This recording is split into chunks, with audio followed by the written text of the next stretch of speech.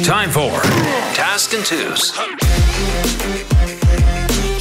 Hey, Ticat fans, thanks for joining us. This is the Task and Twos show. We're on the Ticats audio network.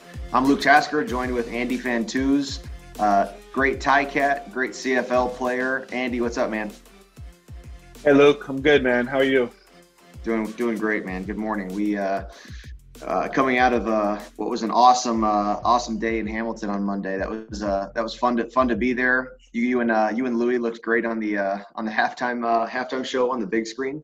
We looked like a big time college football program or something with the crew on site. That was awesome. Yeah, we had a great setup there. We had the fans walking by and trying to chirp us as we were talking, and it felt like we were part of the action. It was pretty fun to be out there, and great to see football back in Hamilton. Right, like awesome. The energy was awesome there, and of course a big win for the Cats, and the season starts now, right? Yeah, exactly. Yeah, it was great energy, and there's only 15,000 people or something like that. Not even close to having it full, just with the restrictions. And I don't know, it still seemed loud to me. It was still exciting to be there up in the seventh floor where the media booth is. Like, you could feel the floor move a little bit when it got really exciting in the game. You could feel it in your feet. Great energy. Did you guys have the windows open up there? No, we got to figure that out though, because I want to be able to. That said, the wind was crazy. I was just watching Louis V's hair in the wind during your guys' halftime show. It was really a classic Tim Hortons Field day with the wind there.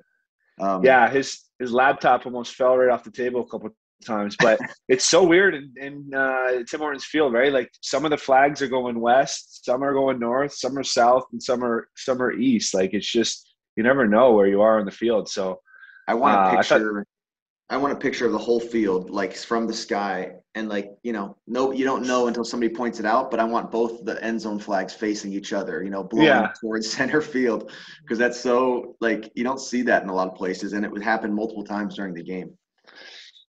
Yeah, good. Kudos to the punters. Both teams really did a pretty good job with the punting, but especially Whitford.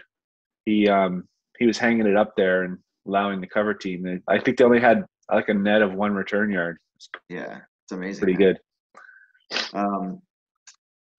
Well, that was a great game. I mean, unbelievable to get a touchdown in all three phases, and just a really, a breath of relief after a win in Montreal for sure. But what started off as a really, really disappointing display sort of all around in the first two games of the season. And like you said, the season starts now. It's time you have a fresh chance to redefine. Those first two games really aren't a huge issue for the Ticats if they keep on playing like this. A win this week solidifies first place, I guess. I mean, I think Montreal and Ottawa will have a chance. Both have a chance to get to maintain the tie, but unbelievable that find ourselves at this point after Labor Day. Where a month ago, I don't know, it wasn't looking like this was going to be possible. Yeah, it's that's the crazy thing, right, about this league. But I think you'd rather be in this position than the opposite, meaning like you come out hot and then up for two games, and now you're in a position where you're looking for answers. Well, I'd rather be, fifth, what do you call it, like 500 or whatever. You'd rather be 2-2 now, but having that momentum of we're playing well, we're getting better, we have our foundation now, and we can build on it than the other way around. So, you gotta like where you're sitting. Of course, it could be better, but still lots to improve on, though. Like, when you got a special teams and a defensive touchdown, yet Toronto was still in the game at the end there, and without that last defensive score, they were building some momentum. So it's going to be a totally different game this week,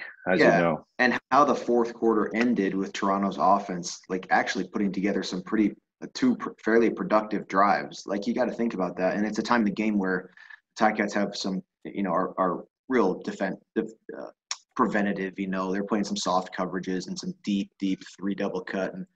But and Toronto was obviously nothing to lose, taking some risks as well. But still, I mean, it was a pretty good display offensively by the Argos in the last quarter.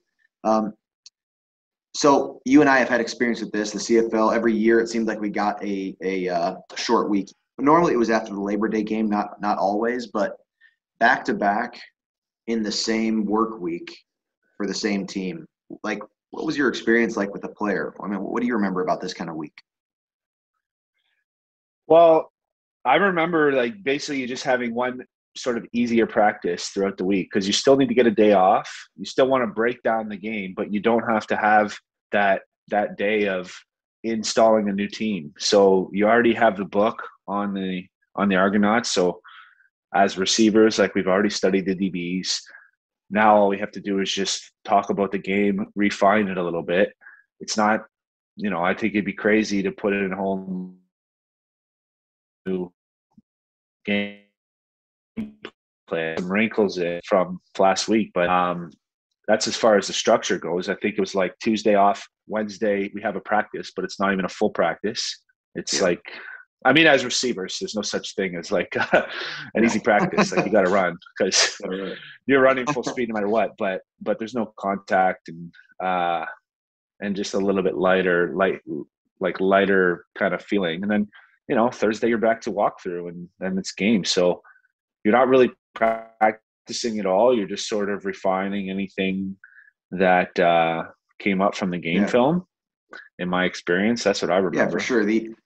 Like when you're prepping for a normal week, the film crew, we had all these folders, and you can watch them in just the score zone. You're going to watch them just on first downs, just on second downs. You can watch the defense by coverage. They break it down 1,000 different ways for you to prepare for a team.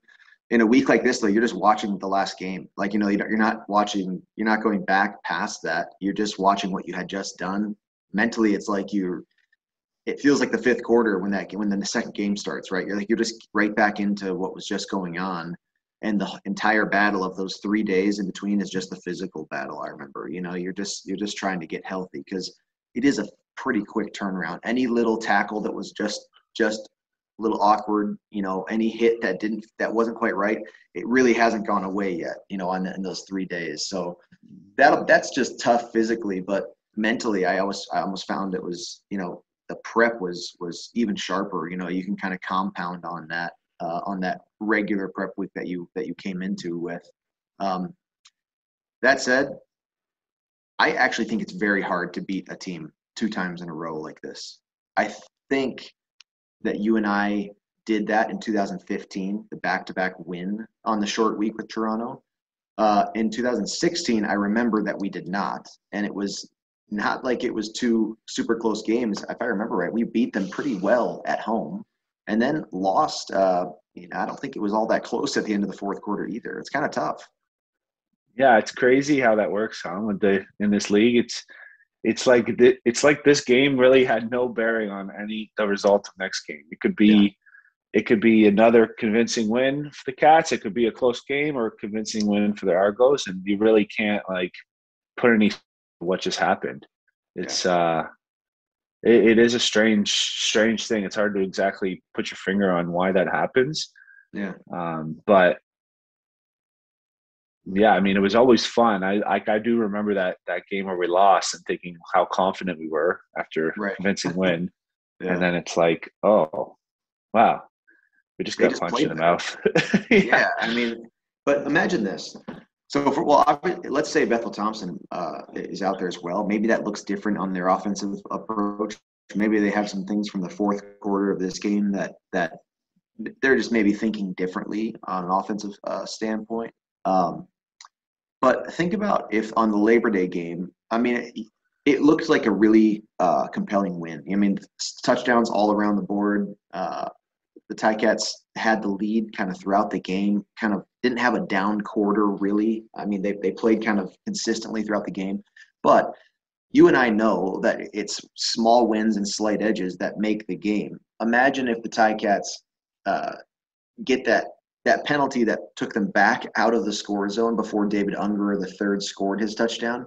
Imagine if that just leads to another field goal. And then you have 2 drives in the first half that should have been touchdowns, ended in field goals. the second half could shape up a lot differently after that. If any of the Argonauts' costly penalties, any one or two of them went the other way and changes the drive, I mean, the game comes down to really, really small decisions. And so you go to BMO, and if they make a slight change at quarterback or offensively, and if the Argos are at all better from taking some costly penalties, you never know. I mean, it's an incredible sport. I mean, it's hard to win games. Coach O continues to keep saying this. I mean, 50% of the teams in North America who are preparing to win, 50% of them lose every week. You know, it's just very hard to win games. So I just think it's a real danger going into a back-to-back game with the team now away for the second matchup. You know, assuming anything at all. Yeah, you can't be counting on getting a return touchdown and a defensive touchdown and 3-0 turnovers and all those penalties. Right. You know, and then Toronto also got that momentum at the end with their offense. So certainly nothing to take lightly. But I think Coach O, Tommy, Jeff, Mark Washington, those guys are going to have the boys like mentally prepared to kind of flush that last game out and just focus forward and know that this is going to be a different team, a different game. I mean, the same team, but you know what I mean, like a different look, different game, and it's gonna play out differently. So you have to bring their A game but also just don't look ahead. Just focus on, one play at a time and just execute. And if things start going well, it becomes easier to do that. But once things get tough and there's some adversity, that's when you need to dig in and find a way to get it done. True. Right. The only thing guaranteed in football, adversity. It's not about repeating last win's game. It's just about handling the adversity that comes in this game. So I'm feeling great about it. It's going to be exciting to watch. What's your memory of BMO Field? Did you like playing there? I did. I really did. I mean, I had a lot of fans come, so I like having my family and friends there was great. But I just love like be there right along the lake and having that skyline there. I wish it was packed all the time with fans. Yeah. I think I've only been to a couple Argo home games that have been like really full of fans. Yeah. One was the 2013 semifinal. Or the East final. That was pretty dope when Hamilton brought like 20,000 fans there. Oh yeah, that was amazing. We ran that building, and then when I played in the Grey Cup, it was 07. I mean, but regardless, anyway, BMO Field, I loved it there, except for the end zones. That was super weird.